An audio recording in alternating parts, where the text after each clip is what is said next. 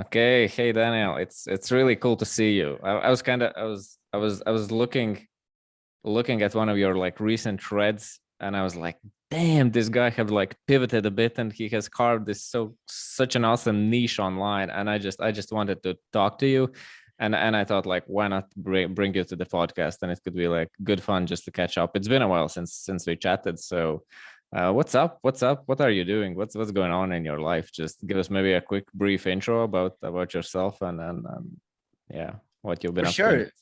sure. For sure.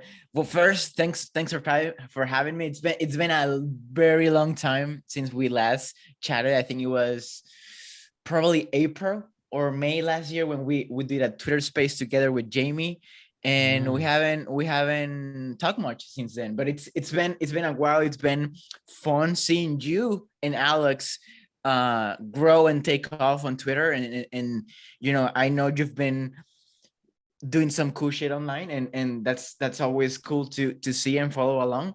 But as far as my journey goes, it's been pretty interesting, and it's been a wild ride, to be honest. Back then when we first chatted, or at least live on the Twitter space, I think I was writing mainly about side projects and copywriting and writing online in general. I Yeah. wasn't very to be completely transparent, I didn't have much clarity on what my unique thing was. And turns out my niche was staring at me for months, and I didn't realize it till probably January of this year, when I decided to take a shot, start sharing a bit about that side of that interest that I had, that little hobby that I had. And turns out people love it, right? So it's been pretty exciting and cool to see how people have responded and resonated with it, and I've been doubling down ever since. Yeah, it's really cool, and just kind of to clarify, it feels like, first of all, it's like super awesome, and I think a lot of people can learn from you in that sense, that you didn't know your niche, and I think so many people struggle with this. It's just crazy, but you pushed. Okay, like whatever, writing is kind of familiar with me. I'll just go with this and see where it goes, and I guess that kind of led you to work for Ship 30 for 30, right? How did Not that happen? How did you actually join those guys? Because you've helped them like okay. tremendously. What's that Yeah, story? let's start there. So it's late November 2020. I see a tweet from a guy called Dickie Bush saying he only had, I think, 1,000 followers at the time, and he was looking into spinning up a little like writing 30-day writing challenge.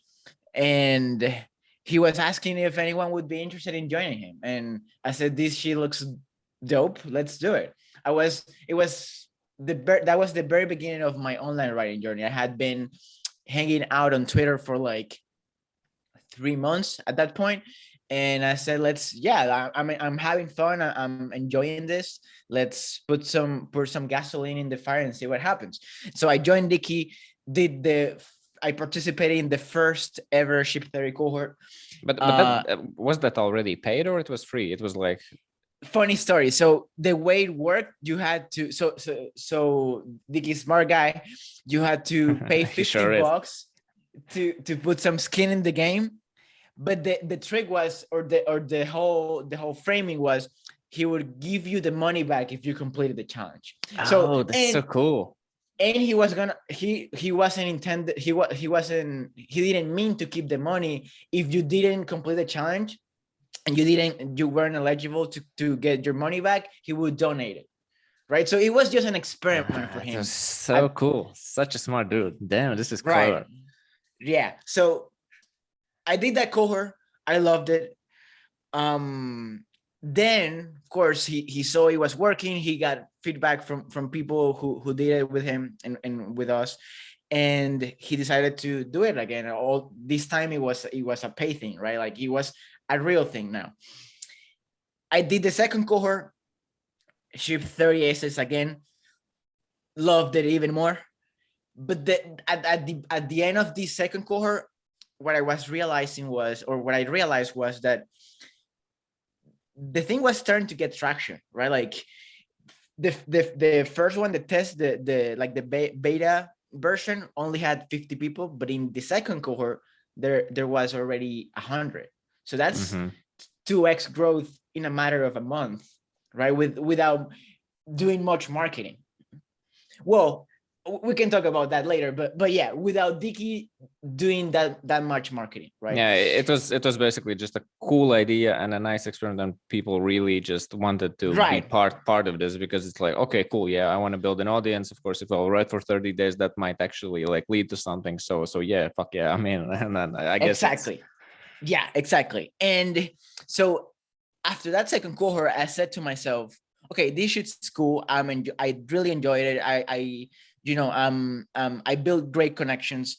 I'm building this skill, this habit that is super valuable, and that I think I have a knack for. How can I get more involved in this? How, and the thing is growing, right? So there is a lot of potential here. How can I get involved in Ship Theory or with Ship Theory? And I decided to reach out to Dicky, and I basically cold DM my way into becoming the first Ship Theory employee. It started as a small collaboration. I would help him the next cohort after my second one. I would help him. Like I would attend the live sessions and I would take notes, and I would share my notes with students. I would do like small projects like that. And after 2-3 weeks of collaborating, we both were pretty happy with how things were going, and that's when we decided to chat, and that's when I became the first Ship Theory employee. But and at that point, he was already like from the beginning, he was doing it with Cole, right? Together. No, so Cole joined officially almost at the same time that I did. So he participated. So they connected when Dicky spun up the very first one. Cole participated in the, I think, December or January one, and then in February, that's when the whole thing but okay. And Cole kind of, I guess he joined because like he has just like this, I don't know, 100 years experience of writing online, because he's just been doing this he joined because, well, they were connected, but there is a famous copywriter guy on Twitter called Craig Clemens. Well, he's a great entrepreneur too, but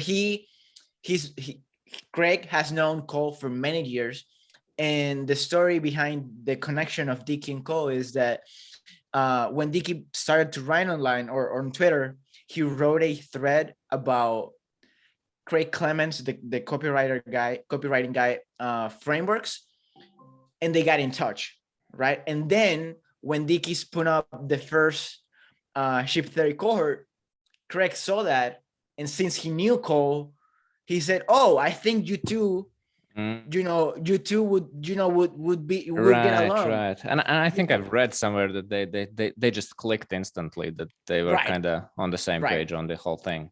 Right. Got it. That's awesome. One thing I catched, you said you kind of DM'd your way in, and I guess some aspiring creators listen to this, they just want to, oh my god, I want to work on these type of opportunities as well. How that like DM looked? Was it like, hey Dicky, love what you do, would love to participate, or there was some cleverness behind your way in? How did that happen? That's a great question. I wish I had. I wish there was some cleverness to it, but it was more at the time. It was just the boldness, and having the courage to reach out. It basically, the DM went something like, "Hey Dicky, just did my second Ship Theory cohort. Absolutely love what you're building here. I don't know exactly how I can be helpful, but I would definitely love to be involved." Something like that. Just a generous, honest, skin in the game kind of answer. Right. Awesome. Looking back, I wouldn't have asked for permission to help. I would have figured out what he was struggling with or what he needed help with, and I would have just built something to help him, and then I would have reached out. That's what I would do. That. Yeah, that's great advice. And now you're kind of helping the guys. How much you are like working? Three of you, or you have more help right now? Right now it's basically the three of us. Yeah. It's crazy. It's like you're three and you have how many students has gone through you? Like 4,000 or something? Over 4,000. Yeah. Absolutely insane. That's Yeah. crazy. That's crazy. And I just like think about the impact that you have kind of created, how much like big creators have evolved from that, how much people there, how it's just insane. Absolutely crazy. So huge kudos to that. This was just brilliant way. And like, writing courses, they've been out there like millions probably of them, thousands, and this Yep. just this interesting twist, this niche and this kind of Twitter and this model, very very cool, guys. So yeah, thumbs up for that. um Listen, can we just switch completely gears? I'm just generally curious about this. You have this like banner photo with a legendary Jack Butcher visual, which is "This Yeah. is pointless." Is it yours or is it your wife's? I kind of remember, I think That's you my did it. wife. That's your wife. Crazy. Yeah. That's so awesome. Yeah, And that's my wife. Yeah, go for it. Sorry. yeah, recently I think you said you have like a dope like routine with your wife. Are you kind of working together, or it's like you are mostly doing your things, working for Ship 30 for 30 and like being a creator, and she's doing something else, or you have some sort of business together? We don't yet. That's one of our goals, to eventually build something together. I think that would be an interesting project to launch. But no, right now I'm just doing Ship 30. I'm doing some automation work on the side, which we could talk about later. And I'm writing, right? I'm ever since March or April, I'm back on writing consistently, and so that's what I'm mainly working on right now. She has like her own business. She's a freelance photographer, but Mm. we try to find ways to help each other, right? And to leverage each other's support, and yeah, find ways to hold each other accountable, right? And that's why we build this routine of, every we And walk. Yeah, I'm sorry. no, just yeah. I wanted to ask, like, walk us through that routine, because it was very simple and it felt like, yeah, simple, nice, effective, wonderful, like routine for like business partners or couples or whatever. Yeah, so we've been walking together for months, like most days, and we usually do it either early in the morning when she wakes up after I go to the gym, or in the early evening before dinner and going to bed. And after having this habit for so long, we realized how different, like it was almost like a there is a before and after, before and after this habit of, we feel so much more connected and on the same page, in a line, ever since we started doing that it became like a staple habit for us. And then recently, after I started having one-on-ones more frequently at work with Dicky, I realized there were a couple questions and like things we were doing at work that I could also implement in my own life. And I said, and at the same time, I had been struggling to keep the habit of, conducting a weekly review consistently. So I said, okay, I want to implement this. I'm having trouble doing it on my own. Why not have it with her? And she's on a very similar journey. She's, working on her own things, but I think we can help each other. So I propose, hey, why not have the same way we most days we go for a walk? Let's go for a longer walk on Sundays.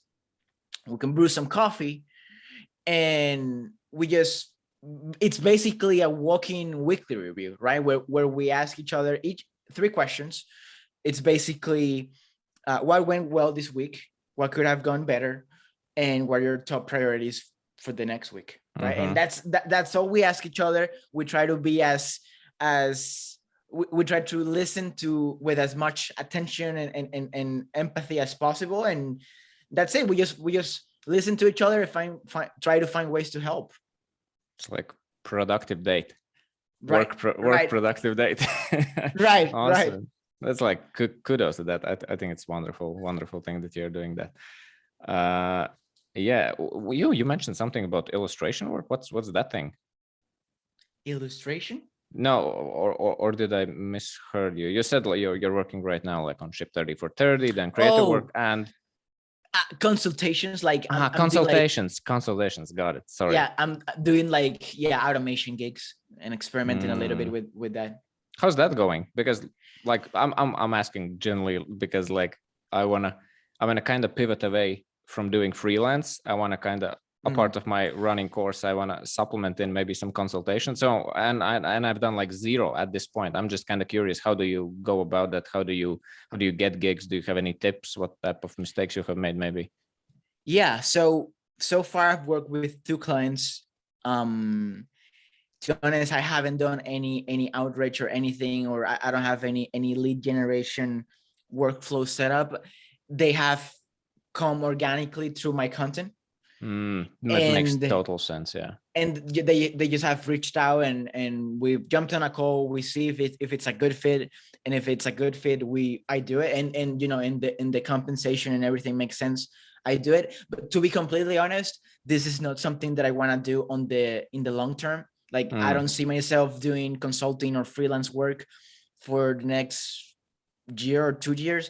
I'm doing it more as means to gather data, right? Like, mm, I want to build a product. I want to productize something, and the thing is, I'm not quite sure what's the right problem to solve, and I'm doing this as a way to gather data, see what my target audience is struggling with, what type of problems they have, what type of problems they're willing to pay me to solve for mm, them, while I'm making money, right?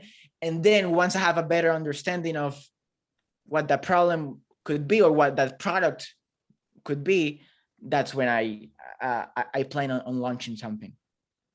Make total sense. Like super smart move. I think how to go about this. But are there like people who are you work with right now? Are they like more companies or they are really creatives? Because it seems you are very you're targeting creatives. I think in your banner you have something like that in general about the automations and helping creators. Yeah, that's right. I'm targeting course creators. Um, so out of the two clients I'm working with, one of them is a course creator. The other is an interesting one because it's like they're running a course. It's a course slash membership, but they're also a startup. And in fact, they recently even raised money from a VC. So it's kind of interesting. But yeah, I'm targeting specifically course creators because Yeah, but that's what I know, right? yeah, but that's me.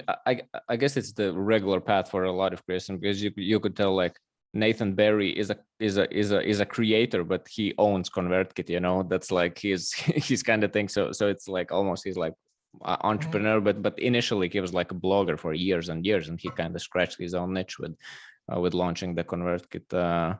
Okay, got it. That's really cool. And actually, I wanna chat a bit about like the automations and stuff, both kind of in your personal life and maybe something you could share, some good stuff you did for Ship 30 for 30. I'm kind of asking this because I recently moved my whole infrastructure as well. Like previously, I had like when I decided to create a course, I just did it on Squarespace. They had this like members area thing. It was like very convenient because everything was in one place. It wasn't like super sexy or whatever, because it's Mm-hmm. basically blog posts behind a paywall, but it Right. kind of worked and it was simple. And now I kind of moved everything to like WordPress and running my course on Mighty Networks and as a payment I use just Stripe payment links that got triggered from kind of my WordPress page, and I connected that all with all the like Zapier things and so on, which was like kind of fun to do.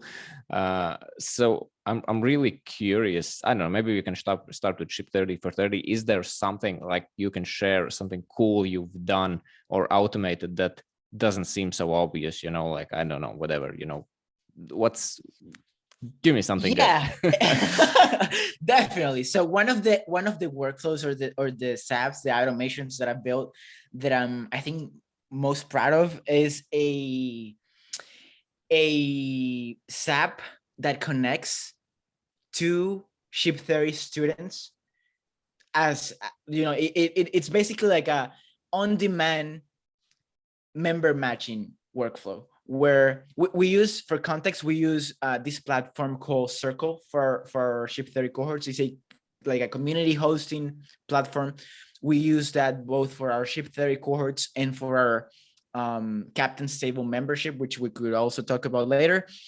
But say you're a ship theory student, and at first it can be kind of overwhelming, right? Like lots of people, you don't know it, maybe it's a new tool for you because you haven't used Circle yet. We have a bunch of different spaces and channels within the community tool. So one way, super easy and quick way you can start making friends and connecting with others, you go to this Circle space, which is like the equivalent to a Slack channel, right? You're gonna find a pin post at the very top of the space, and you just leave a comment in the post saying match me, and you magically, as soon as someone else opts in as well, you magically get a DM saying a DM from we call it the ship theory bot. The ship theory bot introduces these two people and encourage them to have a chat, right? Very easily. You already have their Twitter, but like it's almost an instant way to make your first friend doing ship theory. Yeah, go for it. That's awesome. And it's working. It's working. People are like chatting, and it develops new connections and so on, because like this sounds extremely smart and so on, and I'm almost like automation, haters, like, no, everybody needs to like write their own stuff and so on. But this sounds really, really cool. And if those connections are made, because in general, you are just matching two people together. It's not like you are chatting with a bot is just bringing two people together. Exactly. So cool. Very clever. Yeah. And so the program runs for 4 weeks. We do that. The first 3 weeks, you have that option where it's random, right? Like it will match you with whoever else opts in after you or before you. But during the last week, we enable a more quote unquote curated option where it's the same mechanism, but inside spaces or channels that are dedicated to a very specific topic. Say we have a bunch of these, but a couple of them top of mind are like copywriting or automation or leadership, startups, marketing. So we have spaces and channels for each of these topics. And what happens is the exact same mechanism I just described, the automation, we have the same workflow for each of these spaces, right? And what the difference this makes is, instead of just being matched with another random writer or shipper, now you're being matched with someone who's interested in this exact same topic as you are, right? So whether that's copywriting or that's automation, depending on the space that you opt in for the match, you're gonna you're gonna get connected with a member that's also interested in that. That's cool. Like how did you even like come up with this? Was this like a manual thing previously, or you were just going down in the weeds? No, this was a manual thing, and you thought like, shit, this is insane, I must figure out how to solve this problem, and you did. Yeah. And what's funny is these, like, a variation of this problem is exactly the reason why I was forced, because the truth is I was forced to learn automation. It was 3 people. They keep calling me, and we were running. The first couple of cohorts we ran it without any Zapier or without any automation. We had to do every single thing manually, and so one of the key components during those early cohorts was we would offer the same thing, but we would basically give you or assign you an accountability partner from the very beginning of the course. And we would do that manually every single time. It was a pain in the butt. And that's what led me to start learning Zapier, start building Zaps. and that's what brought me here. So it's funny. Got it. Yeah, that's very. Yeah, you really blowed my mind. I didn't know you can go that far. I've not really explored how much you can do, and I kind of don't want to go because I think there's a line, because I don't know. Tell me if it's true or not, but I can imagine you're this like crazy ass automation dude, and I don't know if it's true or not, but like how much things you automate from your personal life with Zapier as well. Is it quite few? Yeah, there is a few. Okay. Yeah. The thing I'm thinking is like when this is effective and when you are just insane, when it's too much. How do you think about it? And maybe what's something from personal life that you automate, and is it really helping? Can you just be like, Giannis, you need to do this because this will make your life easier? Yeah, I think that's actually not just a valid, but a very good and important question you should ask yourself, right? Like, is it when are you over optimizing, right? And I do find myself over optimizing sometimes, and I'm definitely guilty of that. But in my defense, I would say it's also fun for me to over up, like like Yeah, it's not. So sometimes it's not over optimizing for the sake of over optimizing. It's over optimizing because that's fucking fun, yeah, right? it's like I think the classic thing, I don't know, why are you doing this? You crazy person. I love it. And that's it. Right. No more questions. If you love it, you have fun, you're enjoying it. That's like zero questions. So that makes total sense. Exactly. But if you're a normal person and you don't care about automation, you just care about having, not doing shit that a robot could do, then there is definitely a line. And it's definitely wise to ask yourself this question. And the way I think about it, or the way I would suggest thinking about it is, first, I usually ask myself these three questions. First, should I be doing this before automating anything or trying to automate anything? Should I be doing this in the first place? Right? Like, if it's a task or a process or whatever that I should eliminate, then it's probably not worth automating, right? Then the second one is this task or this process a recurring thing? How often do I do it, and how much time am I spending or putting in every time I have to do it, right? Because there is also the cost, or that they're gonna spend time building the automation. Is that time gonna be worth, or is that gonna be Yeah. less? Is it Totally, worth building? totally. Yeah, totally. And the last question I asked myself is this task something that I could outsource?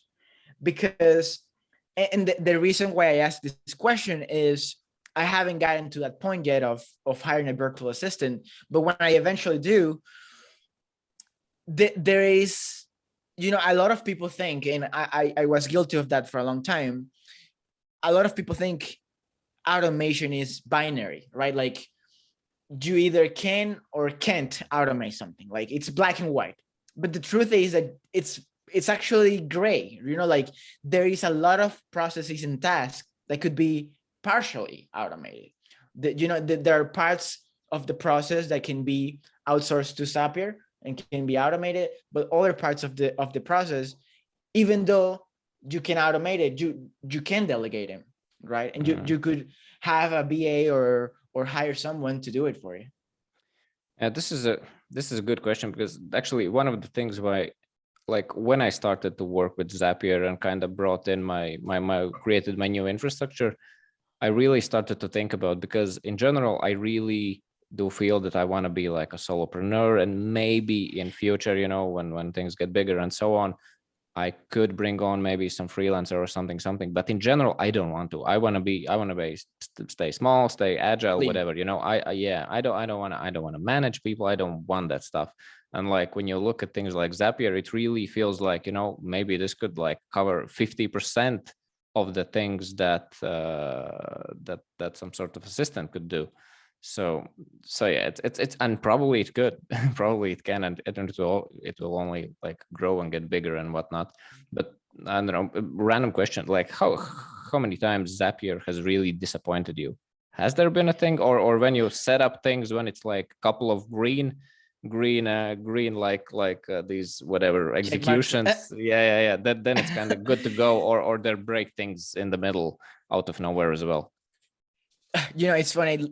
Yesterday, I was talking to a friend that I'm one of the clients I'm working with. It's like a share project where I have a partner that's working with me on the project, and we were talking about a bug, and he told me, yeah, dude, sometimes I just hate Zapier, and it's so true. You know, like at any given day, you might find yourself, or I might find myself hating Zapier and feeling extremely annoyed and frustrated. But truth is, you know, besides a couple features I wish they would prioritize, I'm pretty happy with it. And you know, I think it's part of of building the automations, and because the way I think about it, it's for me, it's like building an automation is almost like solving a puzzle, right? It's like a interesting, fun problem solving thing that I work on. It's that I was thinking about this a few days ago. When I was younger, I used to love Sudoku. And I think right now my equivalent to Sudoku is building SAPs. So for me, it's a problem solving thing that I enjoy and find challenging and exciting. But of course, sometimes it gets frustrating, and you know, things break and scenarios you didn't account for happen, and you end up, you know, having to rebuild the thing. Yeah, well, we'll see how it goes. So far I can't complain. I don't have like much going on, but still the stuff I have so far is only green checkboxes, so I'm very happy with that. But wait, can you give us maybe a couple of examples, or at least one from your personal life, what you have automated and that you really like, damn, this is saving me minutes or maybe even hours in a week or whatever? Is there something good? Definitely. Yeah, there's a few. So I think one of my favorite ones is it's like a Notion related thing. I have like a journal habit tracker database in Notion that I check every day. And before Zapier, I would create a new database item every single day, right? Now I have a little Zap. It's pretty simple, but I love it. Like every single morning, this app creates the a new page for the day, for the next day, because you know I'm basically running one day in advance. So this morning my Zap created my journaling / habit tracker page for tomorrow, because if tonight I want to leave a note for myself, the page is already created, right? And tomorrow morning when I wake up at 5:30 a.m. to do my crazy shit, the page is already there. I'm ready to journal. I don't have to. Oh, and it's already connected to my workout tracker. So it's both of those pages are created every single morning for the next day. They get linked because there are two different databases that are connected together. And the next day, whenever I need to, you know, log anything to my habit tracker / journal, it's there. And whenever I'm ready to work out and track my workout, it's there. Another one that I really like is, so I'm really into fitness, and you know, along the years, I found myself experiencing these little like friction points that are, you know, it's a small thing, but you find annoying, especially when you're doing an activity that you enjoy. In this case, exercising. And so I built a couple these ones don't involve Zapier as much. I build most of them using iOS Siri shortcuts, which is an iOS apps on every single iPhone. And basically every time I drive to the gym, whenever I get to the parking lot, my phone detects I'm not at the gym, and it asks me if I want to start tracking my time. When I'm ready, when I actually walk into the gym, because I don't want to track the time I'm, you know, getting into the parking lot. So whenever I'm ready, I just hit the notification that I received while I was parking, and that triggers an automation that starts tracking my workout time, like the whole thing, and it starts playing my favorite workout playlist. Oh So I my God, get, you that's know, so cool. I'm feeling it. I'm in the flow. Then when I'm done working out, I just say, I say the name of, you know, I won't say, it'll trigger my phone, but I'll say the name of the thing, Siri, and I just tell her to stop tracking my time. That sends the workout duration to my workout tracker in Notion, so I know how long how much time I spent working out. And then what else? And yeah, that's it basically. But it, you know, the friction point was having to, you know, set a timer every time I would go to the gym, having to open the music app, look for my playlist. So small things that to me kind of make a difference. No, no, yeah. I just wanted kind of to add that when you kind of explain this, this makes so much sense, you know, because when you read books like Atomic Habits by James Clear, you know, he talks about this thing that if you want to do workout, you need to put your shoes and like clothes the day before, and that can make, and it does make the like whole difference, you know, when things Yeah. are set up, because exactly when you kind of go into whatever Notion or what have you, you know, and you need to create that thing or duplicate and then delete that date, that is a friction point that can completely disrupt your habit, and having everything for you to serve like a Caesar is just is just really helpful kind of to keep going with your habits. So very cool. And that was really clever about like when you go into gym, you have your playlist, everything's so good. I love it. Yep. That's really really awesome. Okay, thanks for that. By the way, I don't know, I today I subscribed, I don't think I have previously. You have this newsletter, Young, Dumb, and Leverage. I love the name. Are you writing it consistently, or just capturing emails for now, and you plan to start something doing there? What's it about? Why such a cool name? I love it. Yeah, it was inspired by the name of a song that goes young, dumb, and broke.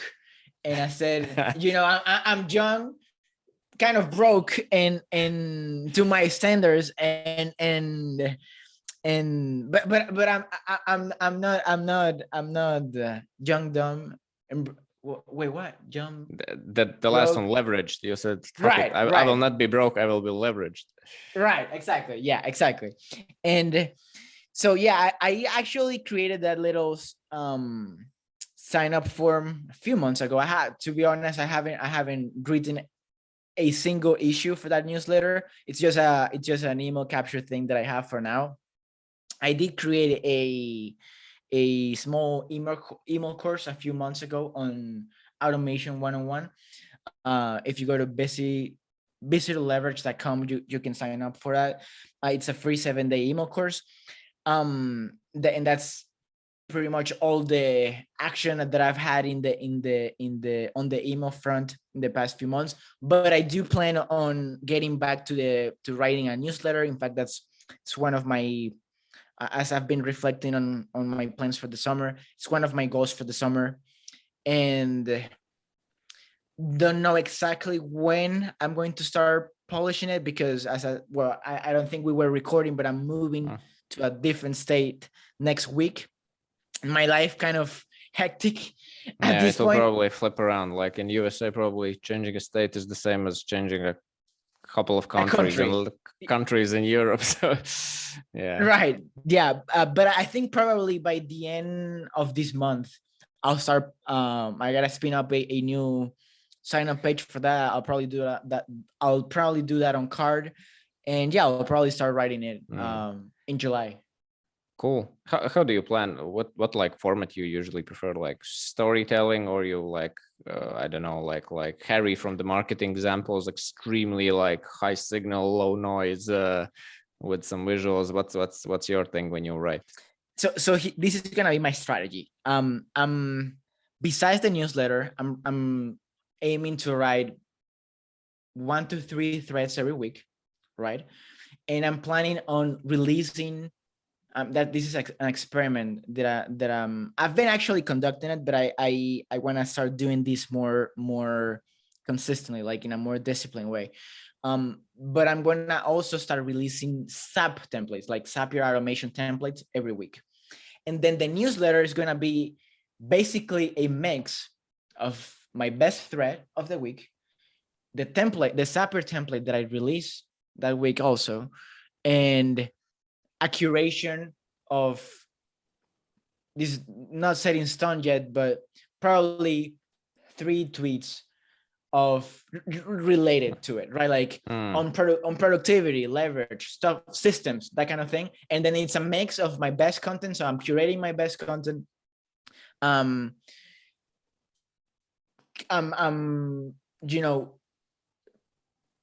resurfacing the SAP template that I think it's going to be pretty valuable because it's saving you, it's a valuable asset that I'm sharing for free. But by the way, when we go to like Zap templates, because I know there are like a lot of people who are making like shitload of money with like Notion templates and stuff like that, selling them on Gumroad. Is there a market? Not like a market, but is it possible with Zapier as well, or Zapier does not kind of allow it in some sense, or this is a thing that you can actually spin off, because it seems that you have like all the possibilities, knowledge, know-how, and all that sort of stuff. Is it in plans? It is possible. It, like, they do have the functionality. I do have I have run some experiments, and it works.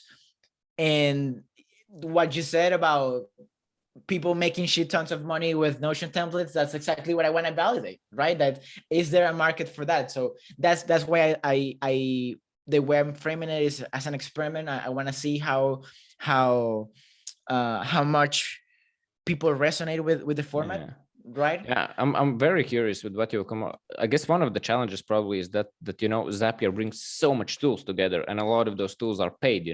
When you sell like Notion templates, you have Notion, good to go. True. Like with Zapier, there's a lot of, but I don't know. I'm a complete noob when it comes to this, so I'm really curious to read more of your stuff and just check out what you created. It sounds very interesting, and I love that. And I said it in the beginning, I totally love your niche and the stuff you've carved out. It's so cool. And I think it's the direction where kind of future is heading as well. So that's really, really dope. Thank you, dude. Yeah, I appreciate it. And let's see, I'm excited. I do think there's a lot of potential, because I the way I'm thinking about templates is I believe there are kind of the middle ground between doing it yourself, which is hard because it requires learning and spending a bunch of time, and hiring someone, which is expensive, and it also requires time and overhead, right? So because if I give you a template, you don't have to learn it, and you don't have to hire anyone to do it for you. You just grab the template, you pay me, which is going to be definitely more affordable of the cost that it will be to get a consultant. Exactly. And you just need to plug in your credentials, and you should be good to go. In my head, the challenge is going to be finding the templates.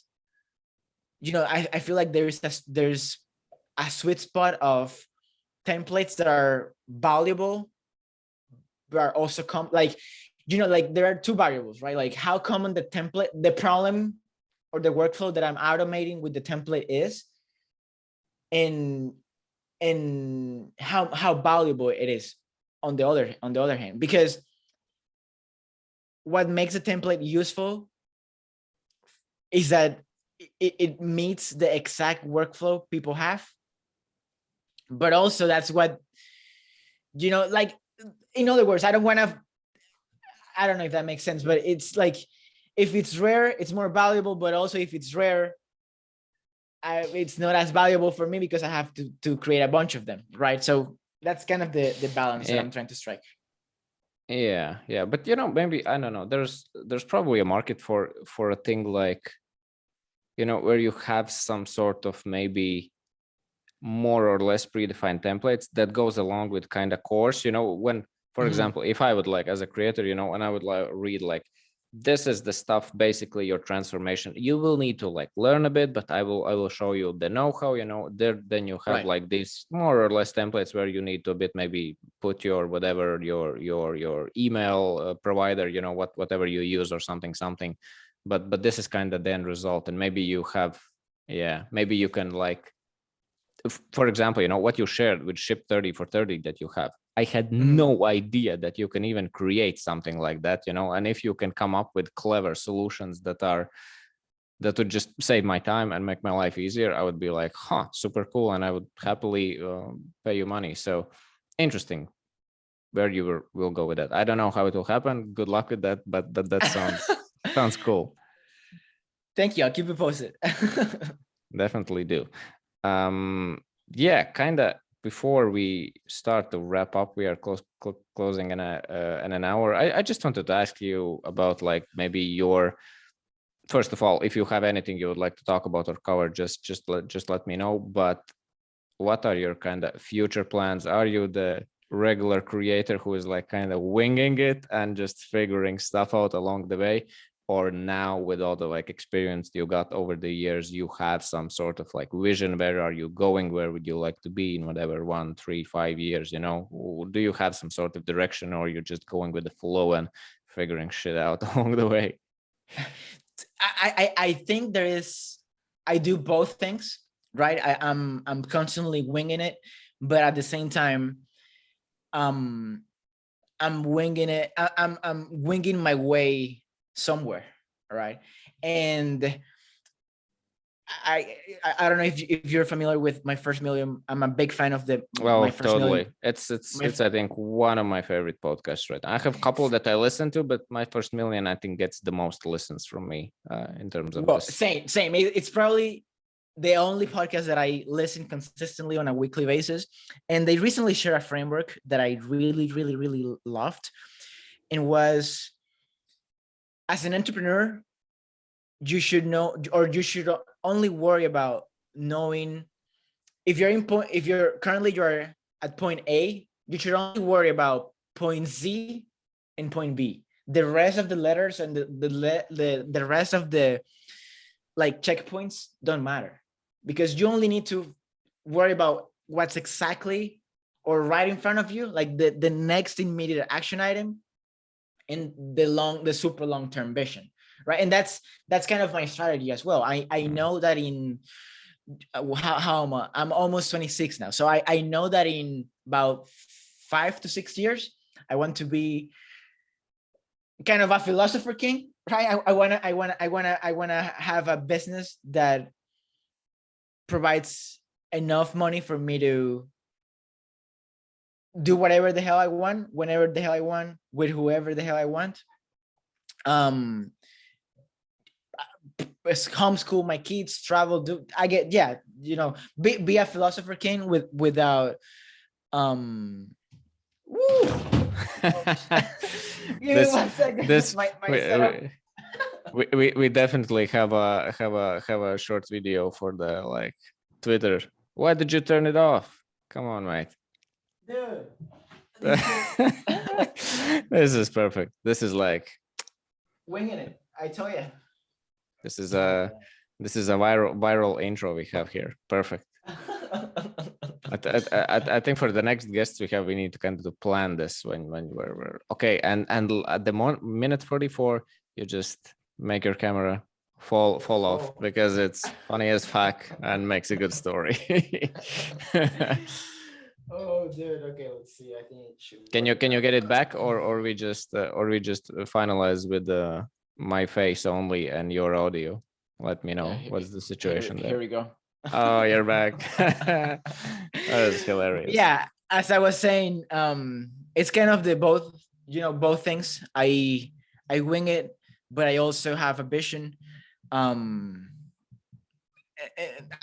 know I always, and my wife hates when I say this, but I don't like to plan more than 3 months in advance, right? Because I don't know what the hell is gonna happen. Like one year ago, I had no idea I would be where I am right now. So I do have my 10-year, 5-year vision, like high level vision, because it's not super like concrete or super specific Not in like terms of not like Elon Musk. I wanna make like people multi-planetary species or whatever, and he's like right. repeating this like every interview. It's so clear. Yeah, I don't have it either, but it's not easy. But yeah, just to, when I hear your plan Z, like in 5-6 years, like seeing what you've done and seeing your attitude, I have zero doubts it will happen. Like you'll be set for life for sure.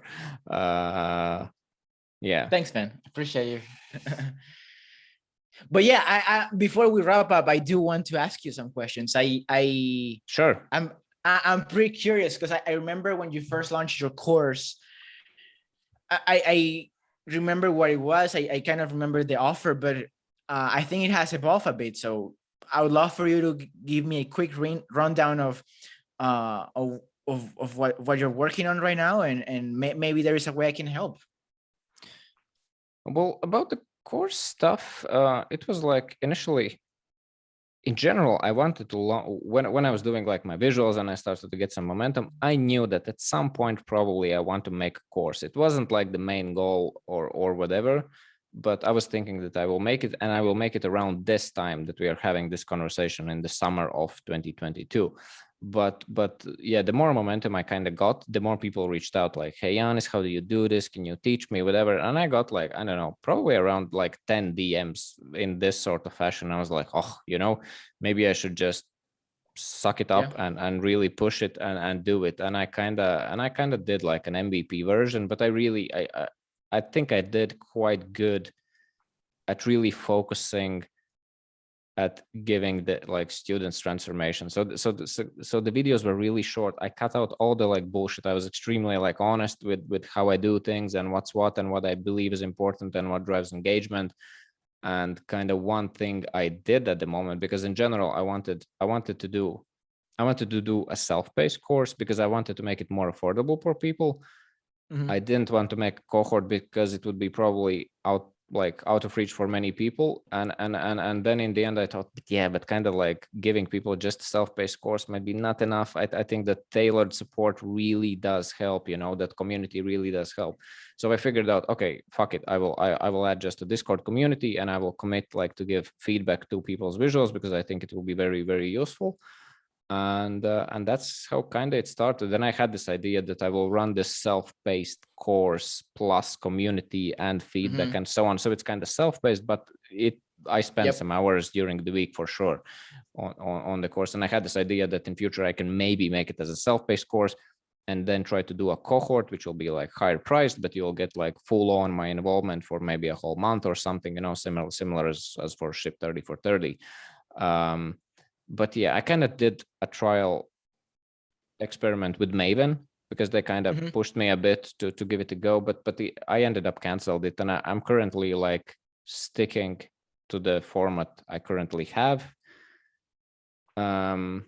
Yeah, we'll see where it goes, and I have a couple of other ideas. Like by the end of the year, I wanna launch like a super mini simple course, like very cheap, very, very, very simple course with kind of the goal, because I have, from where I come, I don't have like, none of my friends are doing something like this in the creator economy. And I get a lot of, hey, Giannis, you've made this thing. It's super awesome. Like how, what, where do you even start with this? Like creator economy, social media, all the basic stuff that we've like learned Yeah. along the way. I just want to package that whole thing into something like one where you're just a complete noob out of nowhere just comes, and I give you the basic, okay, this is kind of how you think about your niche, this is how you act online, this is this, and I don't Right. know, whatever this is good for this reasons or bad for this reasons, whatever. Just make a super simple something like that. And then maybe I'm thinking next year I could do a cohort, which could be like, I don't know, either bringing those two things together and then do a cohort, or I was thinking maybe I could carve out a niche or something with startups and businesses, because there's definitely like more money and so on. So it would be good, I think, from the financial point of view, but I wonder how fun it would be for me. So I don't know. I'm winging it. I'm kind of figuring stuff out along the way, but it's been good. It's been like consistent, smooth growth. I'm definitely, yeah, there's definitely loads of things I could do better. I don't know. I'm just learning stuff. But I don't know. That was like how it Love launched. it. It No, basically is. The only thing I changed from Squarespace. I went to more WordPress. fancier setup like WordPress and Mighty Networks and just like whatever. After at the beginning, I was like not investing any money in any tools. I was like I was recording feedback sessions on my Mac and uploading them on YouTube, but now I have Loom and all that sort of stuff. I was like, oh my God, how I was not able, like how I didn't use Loom before. It's just Right. crazy. No, I love So, it. I love it. I think it's a constant work in progress. And I actually think, to be honest, I love cohorts. I love the energy of the cohorts, but I think in reality, they're two like they're flawed in two ways. First, they're not easy for everyone to, they're not the most flexible option. And that's also a good thing because it forces you to actually do, it solves the problem that 99% of self-paced courses have, which is nobody actually completes them, right? Because there are no constraints. But it's also a pretty like rigid constraint where if you're not in the time zone that the live session is taking place, you're basically screwed, right? So I think that's one of the issues. The second one is that sometimes delivering the outcome on the transformation to the student takes a long time, right? It can take 6 months, it can take a year, and holy shit, running a cohort for 6 months, it's not possible, right? So I think that model of mixing community based learning with self-paced materials and courses, I think you could be I think you could add, it would be an interesting addition, like weekly or bi-weekly hot seats or live sessions. I think that would be an interesting mix for you.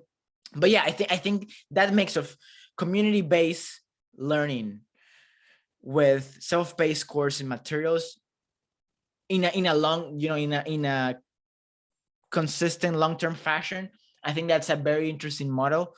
That's something that we're experimenting with at Ship Theory as well. But I'm excited, to be honest, to see more people go with that model. Nothing against cohorts. Again, I love them, but I don't know. oh yeah, I love cohorts as well, and I think like it's not like one is better than other. Everything has Right, like pros and cons, and right. like I don't know, because for now I'm really like one of the like most important things is that I want like my students to succeed. Of course there's somebody who will just buy the course for some reasons, they will just binge a bit the content or whatever, ask for a Yeah, refund or just will yeah. do nothing. But basically like all the ones who show up, who just do the work, who ask for feedback, most of them like get traction and all that sort of stuff, and that's very fulfilling and motivating and so on. But anyhow, like in future, probably looking at your like scale, 5-6 years or something, I don't know, I kind of more imagine a life where I have like a couple of creators maybe on messages and WhatsApp and so on, but I'm a bit more away from Discords and more into books and just really creating and being with family and being quite zoned out and so on. I love all this action, all that stuff is going on, but I don't think it will be sustainable, for 10 or whatever years. Agreed. So I want to look into some sort of way how I can kind of keep the value high, but move myself more out of it. But yeah, I don't know. Makes Zapier sense. probably will not get me there, but maybe I will need to hire somebody. Who knows? Who knows? Yep. I have a cat. That's nice. That's another A dog. Oh, that's a dog. I don't see that. Yep. Oh, yep, that's definitely a dog. Oh man, Well, it was a blast chatting with you. I'm very happy. Yo, uh, she just let the dog out. it's all good. It was really cool to chat with you, and yeah, I don't know. I wish you all the best. Let's stay in touch. Hit me up anytime. I'll drop all the links to your stuff below. Yeah, let's just do a virtual fist bump and end this thing. Don't crash your Boom. camera. Boom. Appreciate you, bro. Thank you. Done deal. See you around.